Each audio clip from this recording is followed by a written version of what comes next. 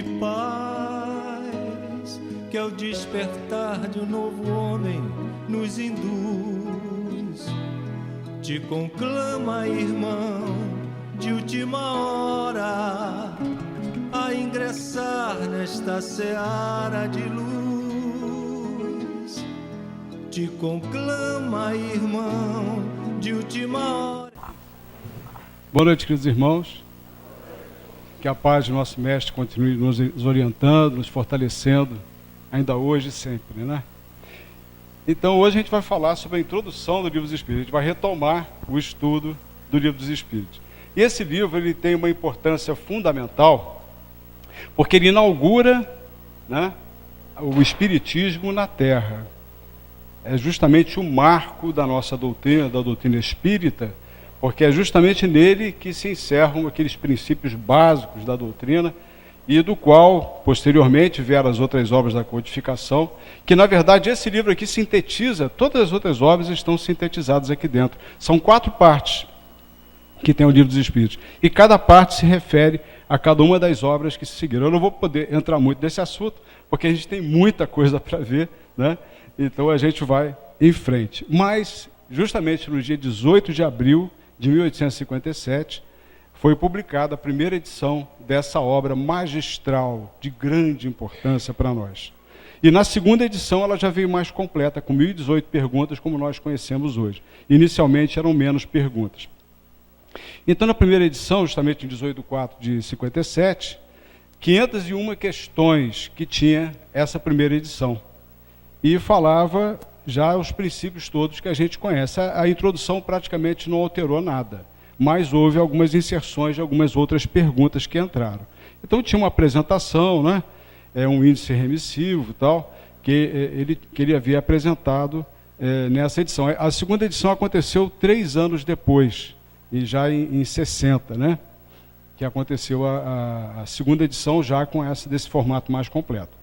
Mas, veja bem, a introdução de uma obra, normalmente, quando a gente lê, ela, digamos, vai falar apenas daquela obra, ou vai fazer, assim, uma introdução, trazendo apontamentos, trazendo informações a respeito da obra, para a gente poder já ter uma noção do que a gente vai estar estudando, para a gente ter uma noção do conteúdo da obra. Mas a introdução que Kardec apresenta, justamente no Livro dos Espíritos, é uma introdução que ela, na verdade, é uma introdução ao estudo da doutrina, porque muita coisa que ele fala aqui, praticamente vários apontamentos que ele coloca, vão ser norteadores para aquele que vai estudar depois as obras. Por isso que é importante, às vezes a gente pega uma introdução, passa batido, a gente nem lê a introdução.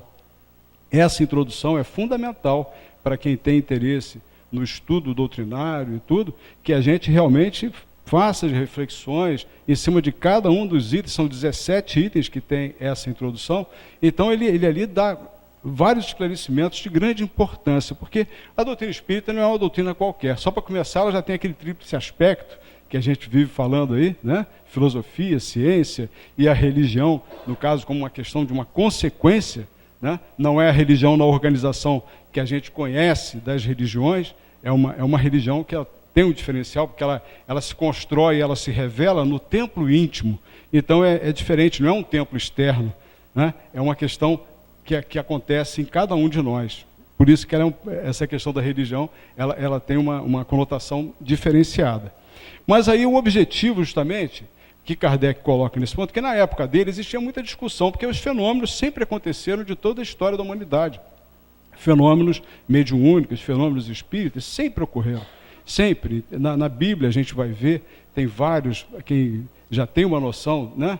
E pega lá e dá uma olhada no Antigo Testamento, vai encontrar pontos e fala, peraí, isso aqui é mediúnico, isso aqui, poxa, escrita direta, isso aqui é voz direta, né? Isso aqui é pneumatofonia, pneumatografia, quer dizer, você vai registrando os fenômenos justamente lá no Antigo Testamento. Então isso aí é uma coisa que já vem de muito tempo. Todas as religiões, todas as doutrinas filosóficas, todas elas apresentam esses pontos, porque o espírito, somos espírito, né? Cada um de nós é um espírito, é uma individualidade. Então existe a espiritualidade, é uma força da natureza. Então inevitavelmente e ela vai estar se revelando lá e cá, em alguns pontos. Então, nesse momento, na Europa, existia muita refutação, muita gente cética, que não aceitava e dava as explicações mais estapafúrdias a respeito desses fenômenos. E ele, justamente com as informações que os espíritos vieram trazendo, através das médiuns que trabalharam com ele, né, as irmãs Boudin e tantos outros médiuns, também visando até aquela questão do caráter universalista da doutrina, porque ele recebeu informações de médiuns de vários lugares, né, da Europa, do mundo. Ele recebeu várias informações e ele compilou essas informações todas nessas obras que nós conhecemos magistrais. Então ele começou a colocar, através da doutrina, explicar várias questões e colocar um contraponto, colocando justamente a doutrina espírita para explicar essas questões todas. E ele começa, um dos primeiros pontos lá, é a questão da anfibologia. A gente vai falar sobre isso para explicar a nomenclatura adequada para os fenômenos novos. Era uma nova ciência que estava surgindo. Definição de alma, a gente vai ver uma definição espírita de alma. Análise dos fenômenos. Ele vai analisar esses fenômenos, né, que estavam acontecendo sob a visão espírita.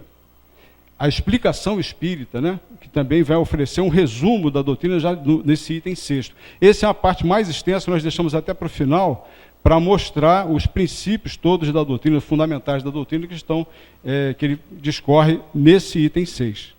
Aí depois, os limites da ciência e da ciência espírita, ele vai até aqui mostrar justamente que a ciência espírita não nem se parece com a ciência humana, porque a ciência humana, ela tem aquela questão daquela metodologia, tem aqueles experimentos que aí algum cientista descobre alguma coisa, aí o outro tem que comprovar aquilo que o outro descobriu. Aí tem os experimentos que ele vai fazer para chegar no mesmo resultado. Não é assim que acontece com a ciência espírita. Os espíritos não estão ao bel prazer dos pesquisadores de se manifestarem ou de darem mostra do seu poder, da sua força. O fenômeno mediúnico não vai acontecer ao bel prazer do pesquisador, né? Então é um método diferente, não tem comparação. Por isso que ele fala, a ciência não possui ferramentas para analisar os fatos espíritas e mostra a necessidade de uma ciência nova, né? Então, o espiritismo é uma ciência nova, que ainda está por ser melhor estudada, mais ampliada realmente a pesquisa, porque existe pesquisa também na área do espiritismo, mas é de um caráter reduzido, ainda por falta talvez até de um certo empenho, porque isso dá muito trabalho, né? Então, alguns pesquisadores, até no Brasil também, e no exterior, e alguns que têm até interesses nesse poder para fins militares, não se surpreendam, né? A questão da projeção mesmo, da projeciologia, o fato do espírito se desdobrar, né, de uma forma consciente, isso tem um grande interesse estratégico militar, né, justamente como fosse, digamos, uma espionagem que ninguém imaginaria ser possível. Tipo, você entrar num lugar e conseguir participar de uma reunião e conseguir... É uma coisa meio doida, mas isso aí acontece. Na Rússia, né, alguns países... É melhor não falar muito não, porque a CIA pode querer me pegar aqui, melhor para parar esse assunto. Mas é isso. Então, sistema de charlatanismo. Tem essa situação de fraude, porque muitas pessoas querem tomar partido disso, né, para ganhar alguma coisa, ter algum lucro. Então, essa área, como é uma área que desperta a curiosidade das pessoas, tem gente que comete fraudes e usa a boa-fé das outras pessoas, né? O sistema que contesta linguagem e identidade dos espíritos, nós vamos falar sobre isso mais à frente. Sistema da loucura, deixa que a gente tenha os slides que a gente vai falar sobre isso aqui também, que chamavam esses espíritas, ou esses que pesquisavam esses fenômenos, de maluco, de doido, né? O sistema de comunicação da alma do médium, animismo, alma coletiva, isso a gente vai estar falando mais à frente, e as conclusões, então, que ele chega lá no item 17. Então, Kardec fala, por fim, né, vós que negais a existência dos espíritos, preenchei o vácuo que eles ocupam, e vós que rides deles, ousai rir das obras de Deus e da sua onipotência. Isso ele falou lá no item 17.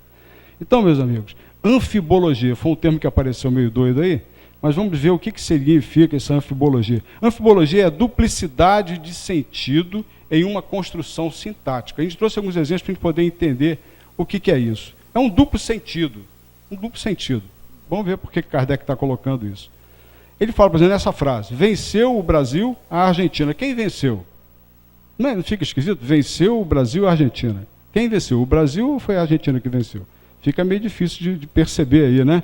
Pela construção da frase. Então, isso aí é uma coisa que tem duplo sentido. A gente lê, a gente fica sem entender direito. Se tivesse uma manchete dessa no jornal, a gente não ia saber quem venceu, né? Mesma coisa aqui, quer ver? O cabo foi soldado. Será que é um militar que foi promovido? Que ele era soldado, virou cabo? Foi a cabo? Ou será que é uma placa eletrônica, um cabo que foi soldado numa placa eletrônica? Ou será que foi um cabo de panela que foi soldado? Então, tem termos que trazem esse duplo sentido. O que realmente aconteceu? A gente não sabe. Então, aí, é justamente em função dessas questões de duplo sentido, de dupla definição, duplo significado, surge a necessidade do emprego de palavras novas para definir conceitos novos, né? Isso vai aumentar a clareza das ideias, fica mais claro, mais fácil de entender. E, ao invés de você pegar palavras que já existem e você querer utilizá-las, né, adaptando, ali dando um novo sentido para palavras que já existem. Isso é complicado. A gente sabe que tem erros até de tradução, que tem da própria Bíblia e tudo, que persistiram por muito tempo e agora estão sendo por alguns estudiosos, né, tipo Severino Celestino, outros estudiosos que estão se aprofundando nesse tema e encontrando, digamos, o verdadeiro sentido, muitas vezes, das palavras, justamente porque aquelas palavras na antiguidade, nessas línguas mortas até, era uma mesma palavra, tinha vários significados. Então isso confundia, até mesmo no processo de tradução, porque a tradução é assim. Tradução é uma versão que o cara que está traduzindo, ele vai dar mais ou menos a versão dele, a ótica dele, ou às vezes até uma ótica meio tendenciosa, né? Meio direcionada para um desejo dele, para uma forma que ele está querendo dar para que as pessoas entendam aquele texto que ele está traduzindo. Então, como pensava Kardec, para se designarem coisas novas, são precisos termos novos. Isso é muito importante. A terminologia espírita, esse termo espírita, espiritismo, médium, tudo isso aí são palavras criadas, são palavras que foram cunhadas por Kardec, criadas, né, para designar os conceitos do espiritismo. Aí vem a questão da dúvida. Eu sou espiritualista ou eu sou espírita? Espiritista, né? Então, os termos que ele coloca, né? Eu vou passar esse slide aqui, a gente já falou quase tudo, mas aqui, ó. O espiritualismo. O que é o espiritualismo, uma definição geral? É o oposto do materialismo, né? Para alguns materialistas, ele acha que a alma só é aqui enquanto a gente está vivo. Morreu, acabou. Aquilo ali acaba e fim de papo, né? Como que a alma tivesse uma relação com a questão da matéria. Bem, esse é um pensamento materialista. Aquele que já acredita, né, que crê haver em si mesmo e outra coisa além da matéria, ou seja, acredita na sobrevivência da alma, esse que é um espiritualista. Não é necessariamente espírita, mas aquele que tem essa visão, que crê que há uma sobrevivência, há algo depois do desencarne, depois da morte, né, é o espiritualista. Agora, esse espiritualista, ele não necessariamente ele crê na existência dos espíritos ou em suas comunicações. É meio estranho, né? Sobreviver à alma e não ter espírito, não existir espírito, para a gente até soa estranho, a gente que já tem os conceitos mais consolidados em nós, né? Mas, e ainda mais nas comunicações, ele não vai aceitar nunca uma comunicação de um espírito. Então, tem esses que estão nessa condição. Não o espírito, eu não quero saber de espírito, mas dá. Aí o espírita, o que seria o espírita? O que significa eu dizer eu sou espírita? Olha, isso é um compromisso muito grande. Eu passei, eu acho que foi ontem, né? Ontem, as coisas não acontecem à toa, né? Eu estou andando na Joaquim Nogueira, aí em frente a uma loja grande, não era bem uma loja, era uma igreja, né? De uma outra designação. Aí eu vi escrito assim, numa placa bem grande em cima da entrada, estava assim, tudo é possível àquele que crê. Tudo é possível àquele que crê. Tem um defeito nisso aí. Vocês não percebem, não? Olha só, uma tradução, eu já vi essa frase escrita de uma outra forma. Tudo é possível àquele que tem fé. Não é diferente? Ter fé é diferente de crer, pura e simplesmente. Você crer, você acredita em alguma coisa, mas ter fé é isso que está escrito aí em vermelho, aí, que a gente colocou, grifou ali. Ó. O Espírito, ele estuda, aceita e pratica com fidelidade. Isso é ter fé. Isso é ter fé, não é só crer, mas é ter fé. É um passo além. Né? Os princípios doutrinários com vistas à renovação do Espírito. A gente só vai se renovar se a gente aplicar aquilo que a gente está aprendendo aqui. Aquilo que está revelado por Jesus. A gente vai ver as revelações, né? A gente vai ver lá em Moisés a gente vai saber o quê? O que a gente não deve fazer, principalmente isso, que ele fala muito, né? O que a gente não deve fazer. A gente vai vir a Jesus já vai mostrar para a gente o quê? O que a gente deve fazer. E o que o Espiritismo veio mostrar para a gente? Por que a gente deve fazer? Por que a gente deve fazer o bem? Por que a gente deve amar o próximo? Que a gente compreende pela relação de causa e efeito, pela necessidade de evolução, pela necessidade de desenvolvimento e renovação do nosso espírito, a gente vai compreender então a necessidade de aplicar esses conceitos na nossa vida, para que a gente tenha uma condição melhor no plano espiritual, para que a gente verdadeiramente cumpra aquilo que a gente veio fazer aqui. A gente veio realmente aproveitar a oportunidade, essa chance que a gente está tendo de ter essa encarnação, esse momento aqui, em trânsito aqui na Terra. É para a gente crescer, para a gente se desenvolver, aproveitar imensamente esse momento para resolver várias coisas, especialmente essa questão da nossa renovação espiritual. Quantas pessoas que a gente vê que convivem conosco, que trabalham conosco, e a gente enxerga muitas vezes a pequenez da pessoa. É até triste a gente lidar, às vezes a gente tem que lidar até, a pessoa está até numa posição mais elevada que a sua, e você tem que, né? Vai fazer o quê? Você tem que tolerar, exercer sua paciência e tocar para frente o barco. Ainda mais nessa época, né? Essa época está meio tumultuoso o negócio, né? Vamos lá então. Aí, novamente, uma palavra, médiuns. Essa palavra foi criada por Kardec. E essa palavra, curiosamente, eu tive em mãos uma Bíblia, né? Uma Bíblia, e era de uma sigla também, de uma outra religião. Aí eu vi, olha só, essa palavra foi criada por Kardec lá no século retrasado. Né? Médium foi ele que criou. Então, onde deveria estar profeta, botaram médium. Tipo assim, querendo direcionar para cima e condenar, né? Aquelas condenações com relação à comunicação com os espíritos e tudo. Então, eles botaram a palavra médium numa tradução agora do século XX. Esse livro foi publicado, está lá em casa, em 57. Né? Então, os médiuns são os intermediários entre os espíritos e os homens.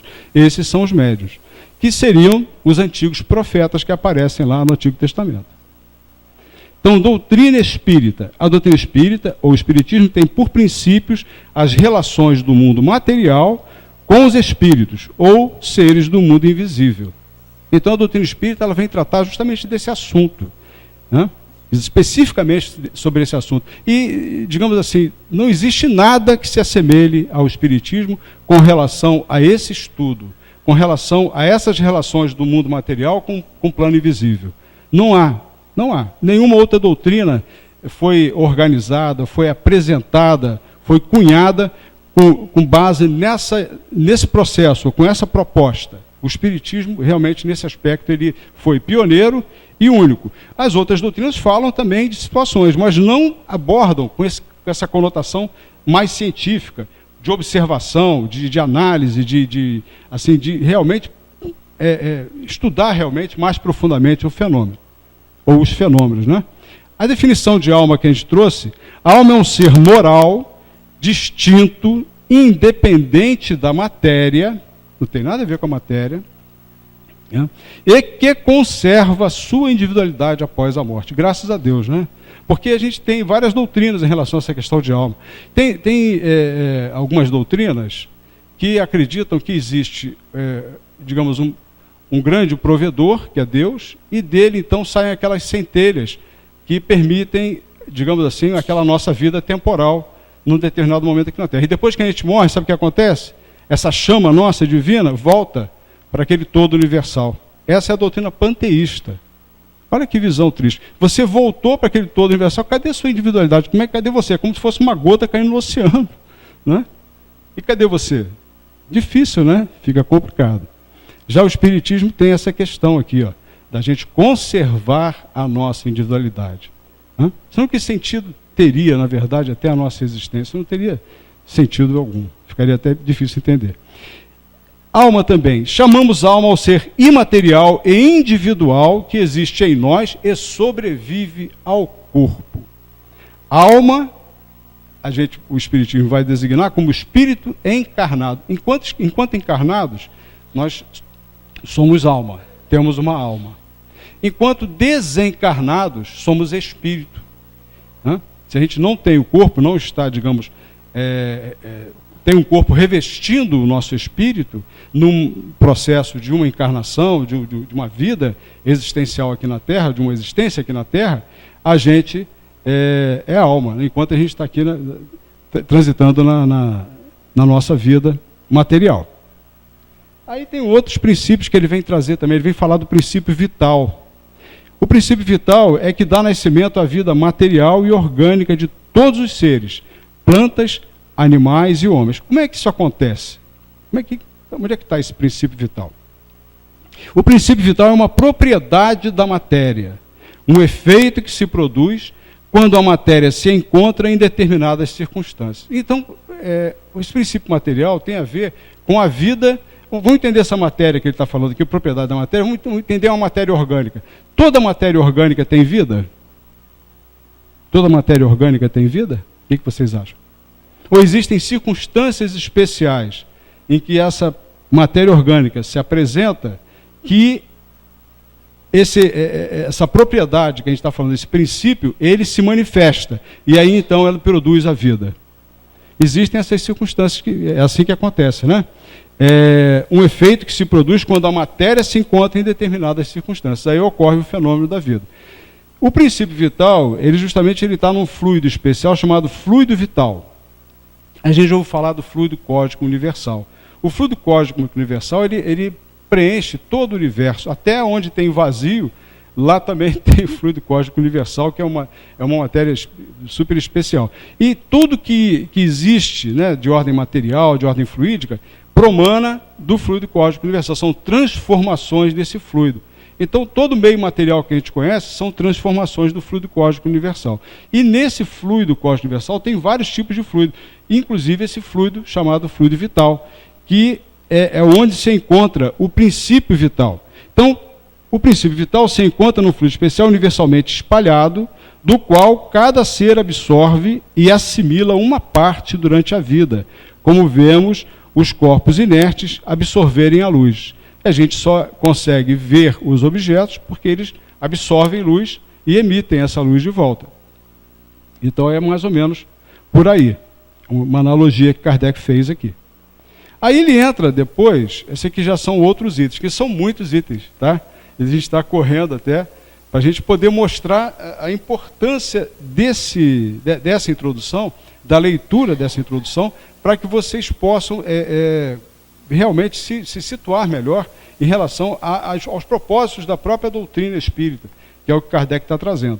Então, o próprio Kardec ele foi um cara que questionou antes de conhecer da história. A gente não vai entrar na questão daquela história, né, que ele era um pesquisador de magnetismo e coisa e tal, e depois ele foi levado para conhecer as mesas girantes, os fenômenos, ele resistiu, não queria ir, porque ele também tinha um certo pé atrás com aqueles fenômenos que estavam acontecendo na Europa. E que estavam acontecendo, a gente lembra de Hydesville, aconteceu nos Estados Unidos, né, com as irmãs Fox, e depois esses fenômenos migraram para a Europa. A coisa começou a acontecer também na Europa. Então foi um momento na humanidade em que esses momentos, esses fenômenos, eles estavam pipocando aqui e lá, né, acontecendo isso, justamente porque estava sendo preparada a vinda da doutrina espírita ao nosso planeta. Vários espíritos reencarnaram, e com mediunidade e tudo, com o objetivo de auxiliar ou de contribuírem com Kardec, e com o Espírito de Verdade, a falange do Espírito de Verdade, para a composição, para a vinda da codificação. Foram 12 anos que Kardec dedicou de uma forma integral à produção dessa obra, à produção e organização de toda essa obra que compõe os 5 livros que a gente conhece, o livro dos Espíritos, né? Posteriormente o livro dos Médiuns, né? A Gênese, Céu e Inferno. Então, esses livros todos eles foram, vieram compor aí a codificação que a gente tanto precisa. E o Evangelho segundo o Espiritismo, a gente não pode esquecer dele também, né? Então, o movimento de objetos materiais poderia ser explicado, quer dizer, por parte daqueles cientistas da época, que a ciência também, de certa forma, estava nascendo naquela mesma época de Kardec. A ciência, como nós conhecemos, física, a biologia, estava tendo um desenvolvimento muito grande na época justamente do iluminismo, lá perto, mais ou menos, daquele momento que Kardec estava conhecendo a doutrina e estava realmente se preparando para trazer a lumen toda essa codificação. Então, muitos queriam explicar que eram fenômenos elétricos, fenômenos, efeitos de eletricidade. Não se conhecia ainda muita coisa. Então, as pesquisas ainda estavam acontecendo. Então, eles achavam que aquilo ali podiam ser efeitos outros, não nada a ver com a questão... Quer dizer, o espírito, nem se cogitava a questão, a palavra espírito. Então, o movimento circular nada tinha de extraordinário. Eu estou falando das mesas girantes. As mesas girantes foi um fenômeno realmente que era tipo uma festa, né? As pessoas, as famílias se reuniam para isso, porque, na verdade, naquele meio, tinham médiuns, pessoas que eram médiuns e que possibilitavam aos espíritos produzirem aqueles fenômenos. Aqueles fenômenos aconteciam em função dos médiuns que estavam naqueles grupos, que se reuniam. E aí as mesas giravam, a mesa batia no chão, dava resposta, tinha uma porção de coisa que acontecia. Esse negócio de bater no chão, dar resposta, foi o que deu, assim, levou Kardec a se perguntar e se questionar. Espera aí, fenômeno físico é uma coisa, mas fenômeno intelectual, como é que uma mesa vai dar resposta? Esquisito, né? Como é que a mesa vai bater no chão e dar resposta? Aí foi o lance que acendeu aquela lâmpadazinha na cabeça dele e falei, tem alguma coisa aí, né? Vamos olhar, porque isso aí não tem sentido, né? Então, todos os astros se movem circularmente. Então, existia assim, uma questão, a mesa girando, mas, poxa, a Lua gira, né, em torno da Terra, a Terra gira em torno de si mesmo. Quer dizer, esse movimento circular é uma coisa da natureza física, dos corpos. Aí vieram as primeiras manifestações inteligentes. Aí foi que Kardec falou, a mesa se movia e dava determinados golpes, batendo no pé, e assim respondia. Era a chamada tiptologia. Era interessante essa forma, né? Mas você imagina que era um troço demorado pra caramba, que a mesa ficava batendo, aí você botava assim, uma batida, a letra A, 2 batidas, a letra B. Já pensou? 3 batidas, a letra C. Ou, sei lá, um outro código que eles montavam, porque isso devia ser um saco, até ter a resposta. Imagina o tempo que levou para receber a resposta do que é Deus, a primeira pergunta do Livro dos Espíritos, né? Aí respostas mais desenvolvidas por meio das letras do alfabeto, dando móvel a um número de ordem de cada letra. Quer dizer, é o lance da tipologia que eu estou explicando, que eu expliquei para vocês. Até que chegou um dia que não sabia o que era aquilo direito. E aí o próprio fenômeno disse o que ele era. E o ser misterioso que estava causando aquele reboliço, aqueles fenômenos todos, disse que era um espírito ou um gênio. Ou seja, aí apareceu realmente a criança, né? Apareceu realmente o autor daquilo tudo. Eram os espíritos. E ele mesmo declarou. Ninguém havia então pensado nos espíritos como um meio de explicar o fenômeno. Foi o próprio fenômeno que revelou a palavra. Aí a gente ouve falar muito dessa cesta, a gente pegou até para a gente poder colocar aí, para a gente pessoal entender como é que era. As pessoas botavam a mão, tá vendo? Era tipo uma madeirinha, uma palhinha, e tinha umas rodinhas, né? E na frente ali ficava preso uma caneta, um lápis. Então o médium chegava e encostava só tocava o dedo. E o lápis começava a escrever em cima do papel. Escrevia frases, palavras e tudo. Então a cesta ou prancheta se movimentava sob a influência de certas pessoas. Oi? Alô? Alô?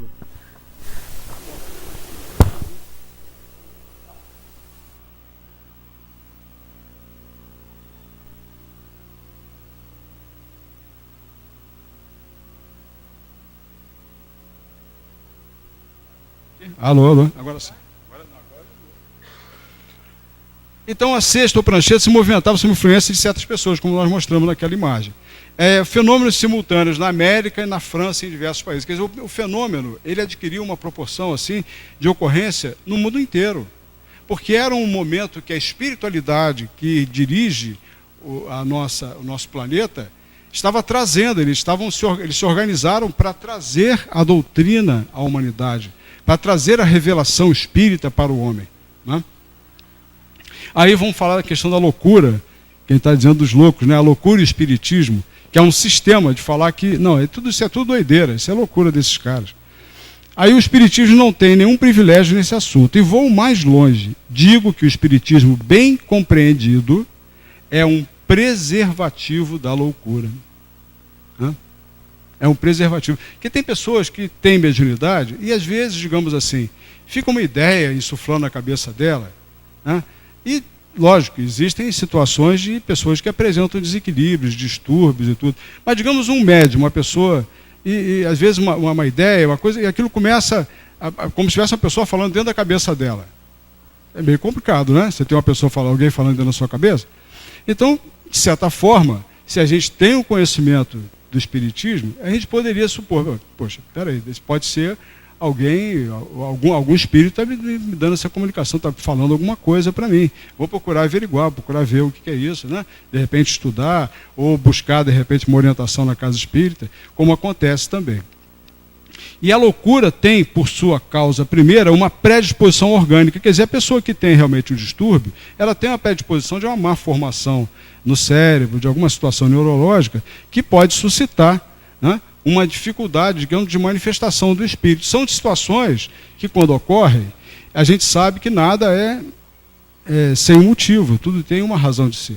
Então, muitas vezes, essas lesões, ou essa situação que dificulta a manifestação do espírito, é limitadora para a manifestação do espírito, é justamente uma questão de responsabilidade desse espírito, dessa individualidade, e que precisa daquele processo para algum tipo de ajuste, até para evitar que esse espírito se comprometa em alguma situação.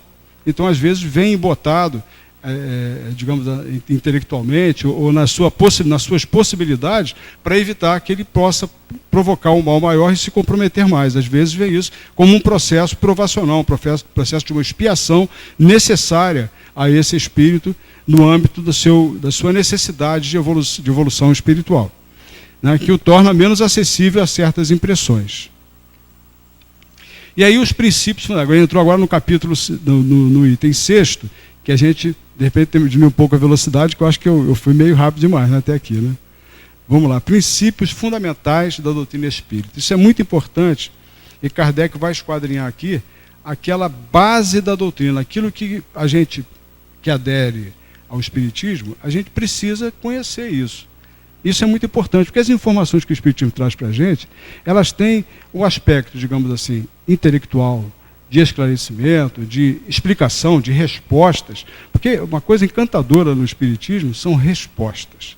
Porque a gente se perguntava, talvez em outras siglas religiosas, às vezes a gente queria buscar uma informação, buscar uma explicação para certo aspecto, e as respostas muitas vezes que vinha era, não, isso aí você não pode perguntar, isso aí você tem que acreditar, meu filho, você tem que ter fé, você tem que crer, você tem que acreditar nisso.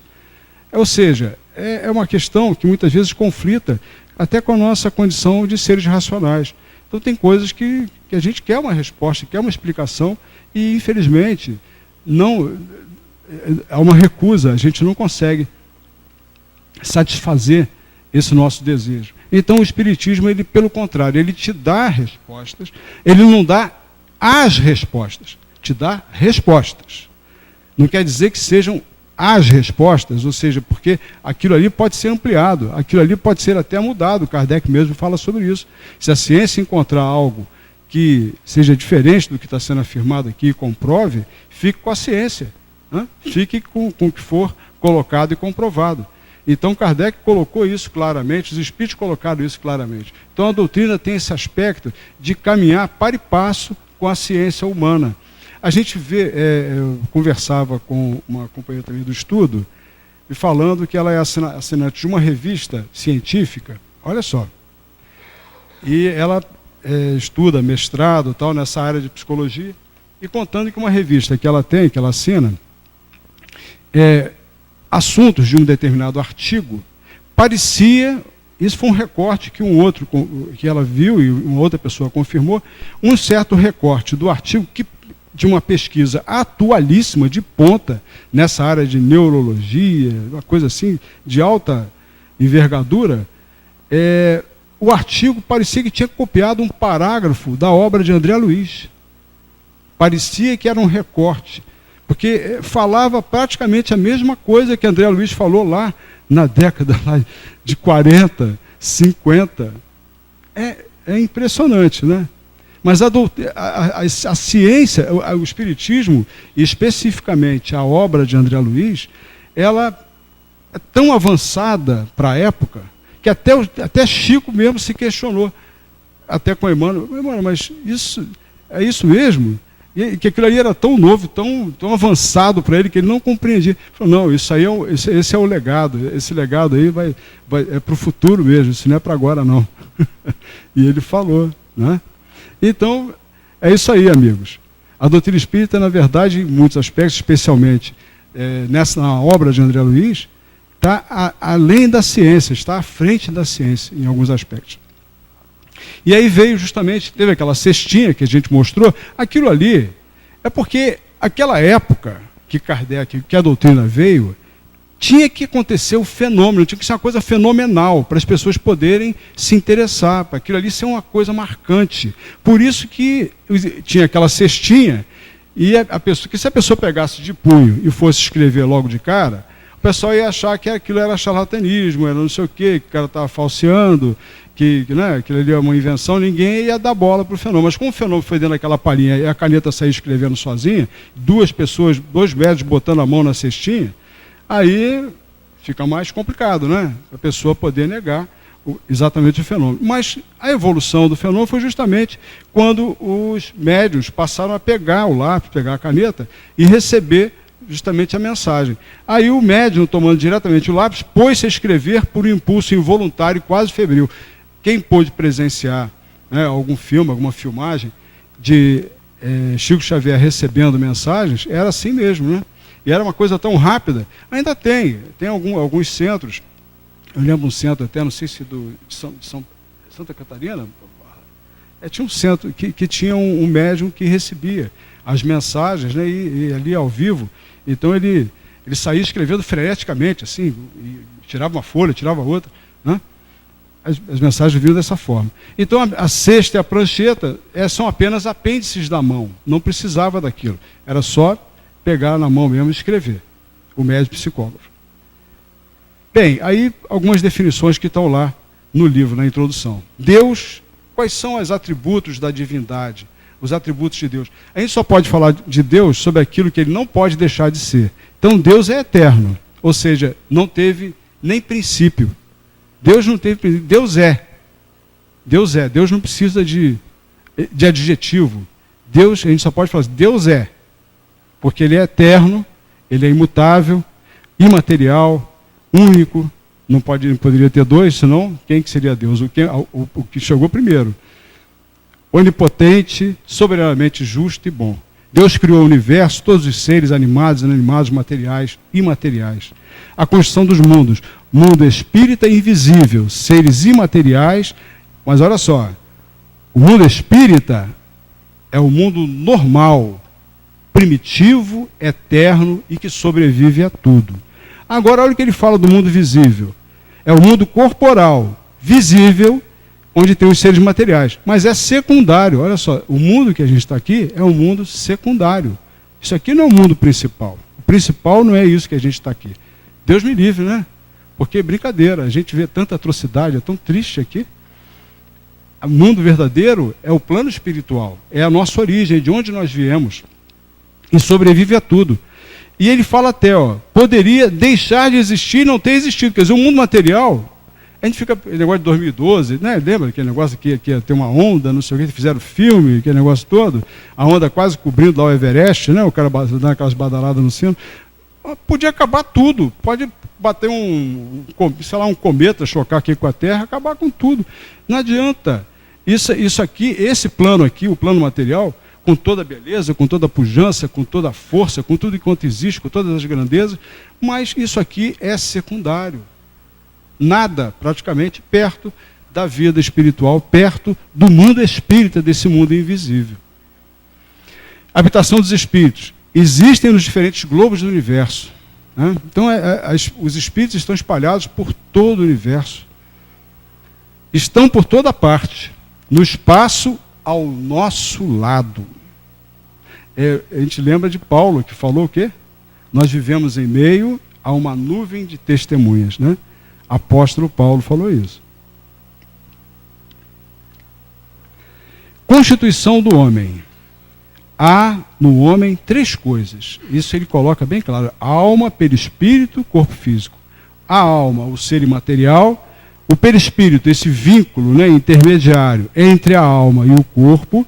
E o corpo, o ser material.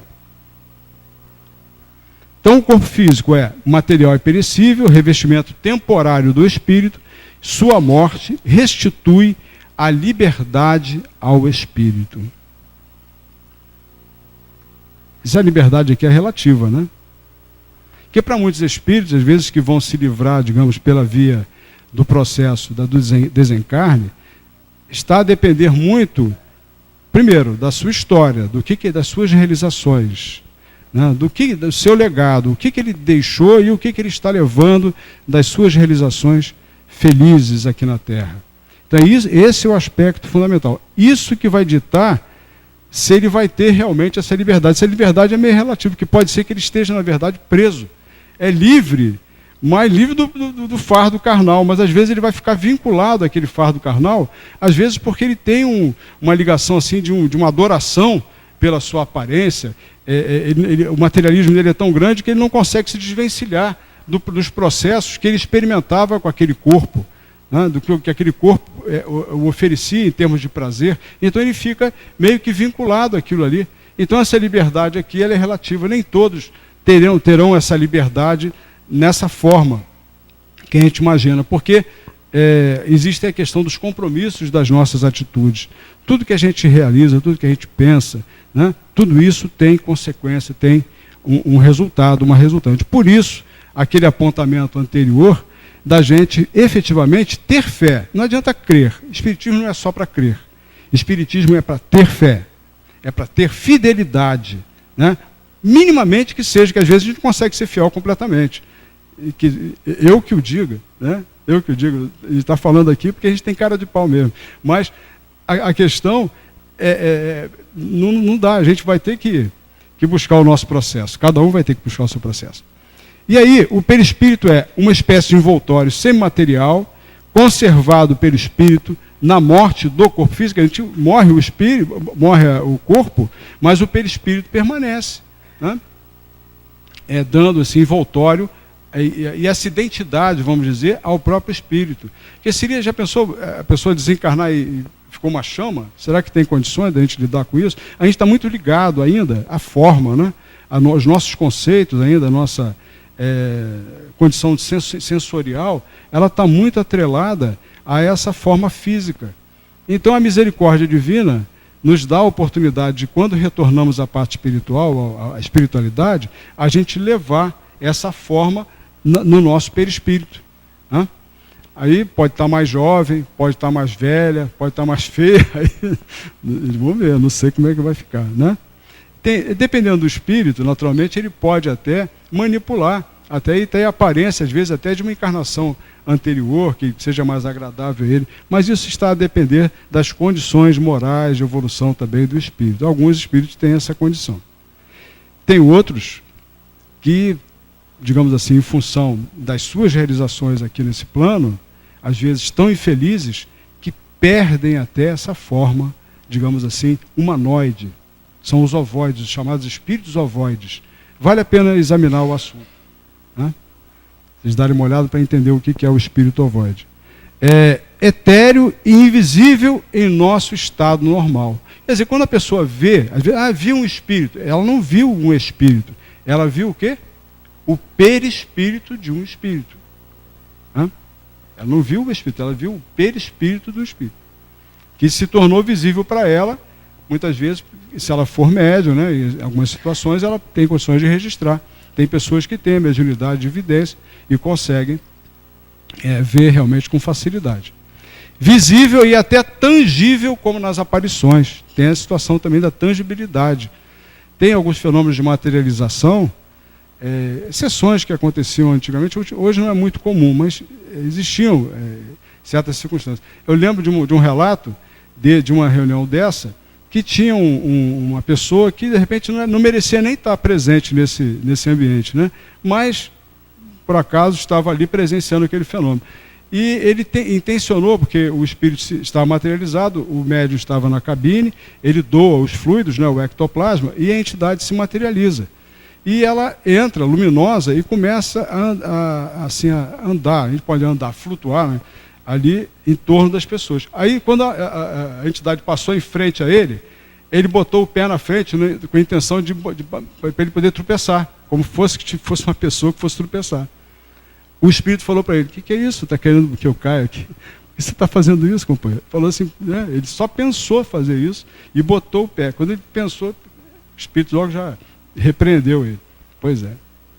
Visível e até tangível, como nas aparições.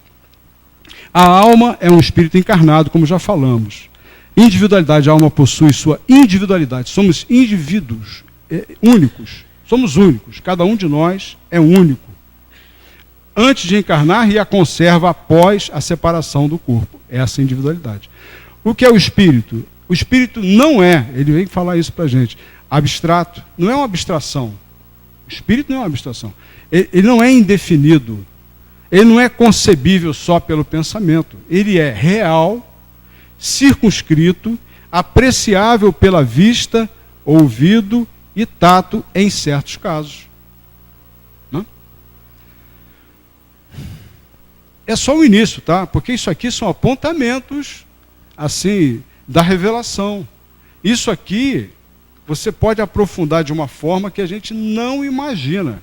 Isso aqui vai muito além. Isso aqui são só aquelas pontinhas dos icebergs, né? Mostrando tudo que ainda tem a gente conhecer nesse aspecto.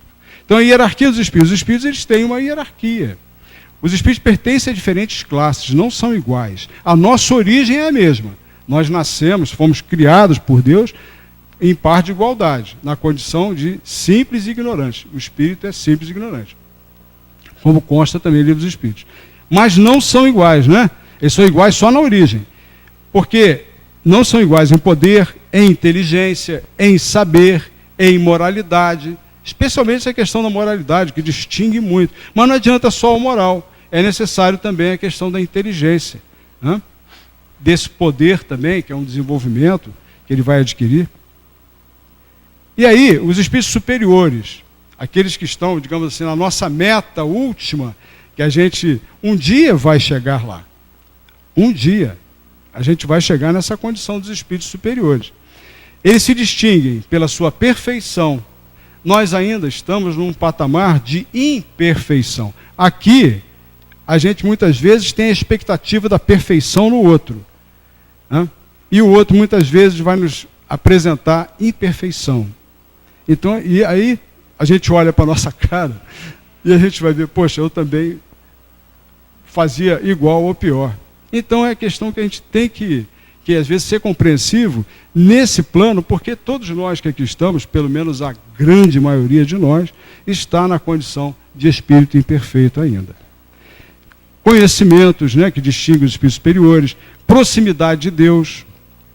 Lógico, porque se por sintonia, você sintoniza com as faixas mais elevadas, mais felizes. Então a gente se aproxima do quê? Das leis maiores que regem a vida, que regem tudo, das leis universais. Então você está mais próximo de Deus, sem dúvida. Porque você está vivendo e manifestando uma equidade com a sua lei, com a lei maior da vida. Pureza de sentimentos, amor ao bem. A gente até faz o bem, mas será que a gente já conseguiu desenvolver amor ao bem? Alguns espíritos que estiveram transitando aqui na Terra, Jesus não dá nem para a gente falar, né? Jesus está muito além. Mas alguns outros espíritos, que são do nosso conhecimento, manifestaram, e a gente viu alguns momentos assim singulares, bem representativos, de que tinha uma espécie de um amor ao bem, que realmente o bem estava acima de tudo. Fazer o bem estava acima de tudo. Acima de qualquer interesse, acima até de... eu lembro até uma situação recente de um... o nome dele, eu me esqueci o nome. Ele era, parece que sargento, bombeiro, eu acho. Ele estava visitando o zoológico lá em Brasília.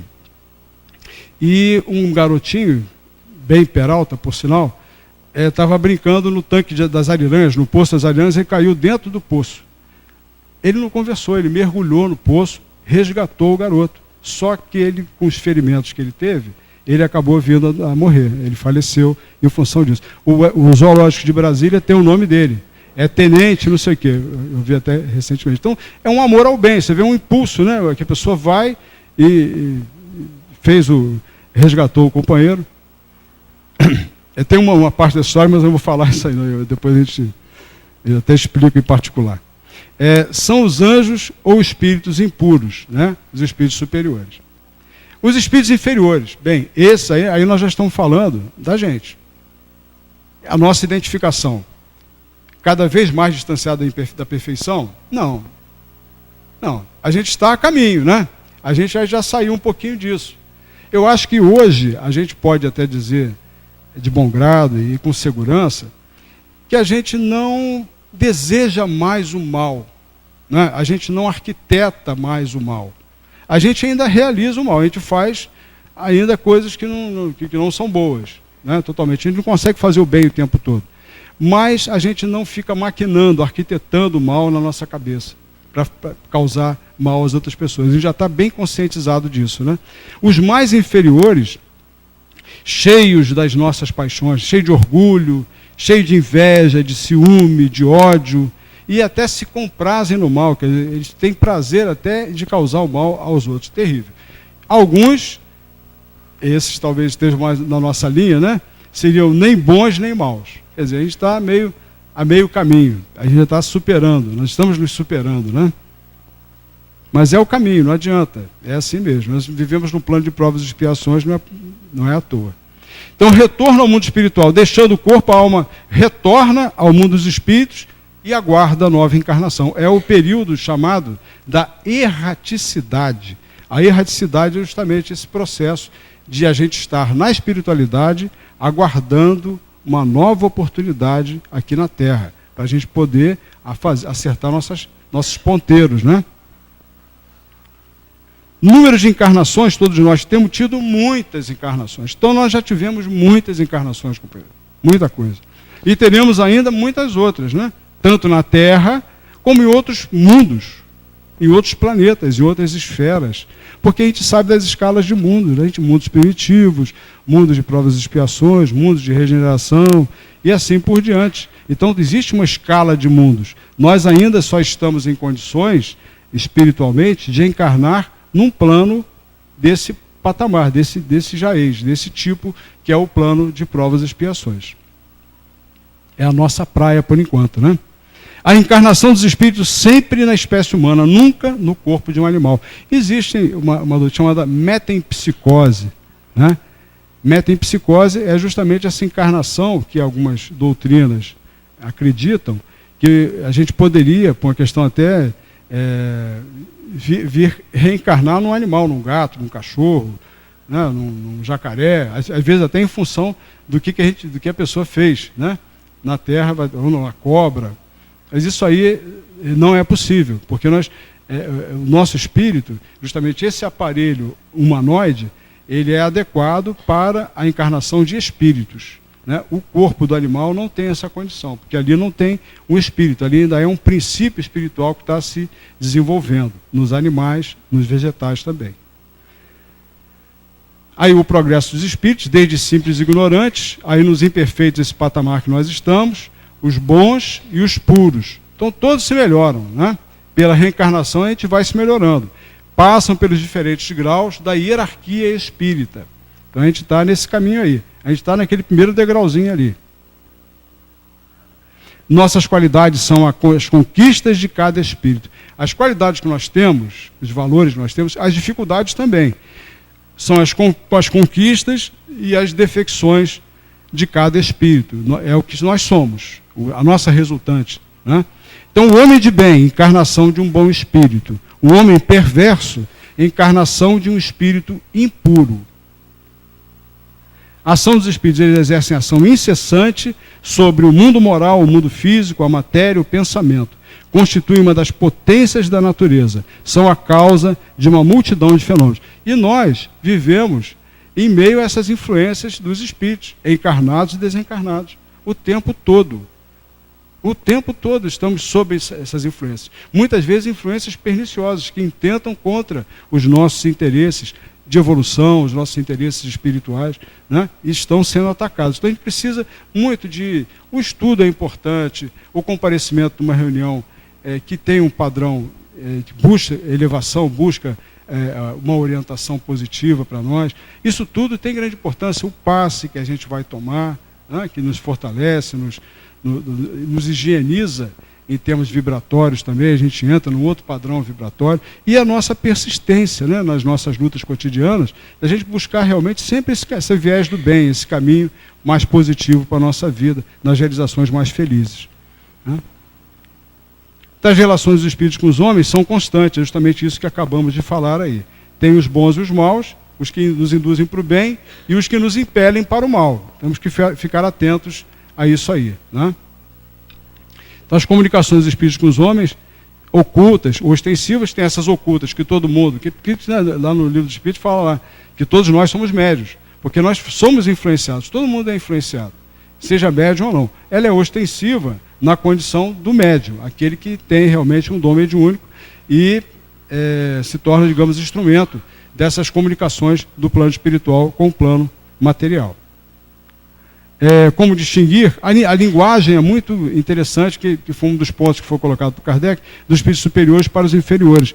A questão da linguagem digna, nobre, de alta moral. Quando nos inferiores, a linguagem inconsequente, trivial, grosseira, identifica, dá para a gente identificar a qualidade, o tipo de espírito que está se manifestando, né?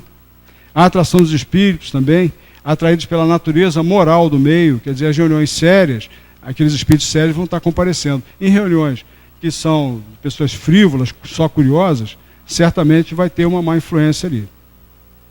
A moral dos espíritos superiores é a do Cristo, fazer aos outros o que gostaríamos que os outros nos fizessem. Fazer o bem, não o mal. A gente rechaçar o mal, deixar o mal para lá. Isso aí tem muita orientação no livro dos Espíritos para nos ajudar no Evangelho, para a gente ter uma conduta mais reta, mais elevada, nas nossas ações mais positivas. Ensina os espíritos superiores, né, a gente se desligar da matéria, e muitas vezes os outros espíritos tendendo a gente a ficar mais preso nessas questões, nessas paixões do egoísmo, do orgulho, da sensualidade, que a gente precisa controlar. Todo mundo tem um pouco disso, não adianta, né? A gente não vai se livrar disso completamente. Mas a gente vai buscando, né, compreender isso aí melhor e arrefecer, tentar controlar esses impulsos do egoísmo, do orgulho e da sensualidade exacerbada. Bem, a gente tem que terminar, eu acho que tem, desculpa, eu acho que aqui, vamos acabar aqui. Ensinam os espíritos superiores, não há faltas irremissíveis. A gente vê criaturas, às vezes, que estão tão comprometidas, a gente fica pensando, poxa, será que esse cara esse espírito vai ter alguma chance? Como é que ele vai se redimir? Como é que ele vai se corrigir? Olha, tem sim, tá?